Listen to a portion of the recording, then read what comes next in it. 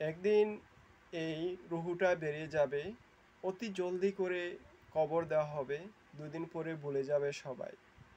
কিন্তু আমার কবরের হিসাব আমাকে দিতে হবে।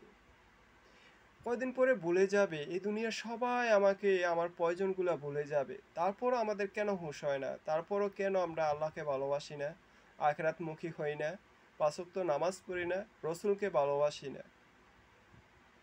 আমি কবরের জিন্দিগিতে আমার হিসাব আমাকেই দিতে হবে। আমার পরিবার, ছেলে মেয়ে, বাবা মা, আত্মীয় স্বজন কেউ দিবে না।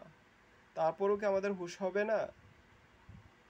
যখন আমাদেরকে ফেরেশতারা প্রশ্ন করবে মৃত্যুর পরে, তখনই আমাদের হুঁশ আসবে। তখন আর কোনো কাজে আসবে না এই হুঁশ আসায়।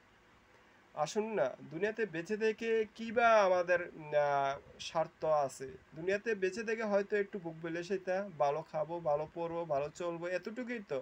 কিন্তু একদিন তো মরতেই হবে, তাই না? তাই আসুন, আমরা দুনিয়াও সুন্দর একটা জীবন গড়ি, আখেরাতের জন্য সুন্দর একটা জীবন গড়ি। দুটোর সমন্বয়ে আখেরাত দুনিয়া দুটোটা যদি সুন্দরভাবে জীবন করতে পারি, আল্লাহ ভয়বিধি নিয়ে চলতে পারি, 5 ওয়াক্ত নামাজ পড়তে পারি, তাহলে আমাদের জীবন, কবরের জীবন, আখেরাতের জিন্দিগিটা অনেক সুন্দর হবে। হে প্রিয় ভাই, হে প্রিয় বোন, আমরা যাই করি একদিন চলে যেতে হবে, এই কথাটা যেন মাথায় থাকে। ঘুম থেকে উঠবো 8টা, 9টা, 10টা, 11টা, 12টা, সারা রাত্রি জেগে ইউটিউবে, ফেসবুকে পড়ে থাকবো।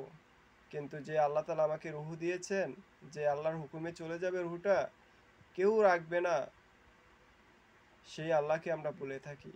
সে আল্লাহ ডাকে চলে যেতে হবে, রেহাই পাবো না। তাই আসুন, 5 ওয়াক্ত নামাজ পড়ি, মানুষের সাথে উত্তম ভালো ব্যবহার করি, কথাবার্তা বলি, মানুষের উপকারে যে কাজ আছে ওই কাজগুলো করি, মানুষকে সহযোগিতা করি।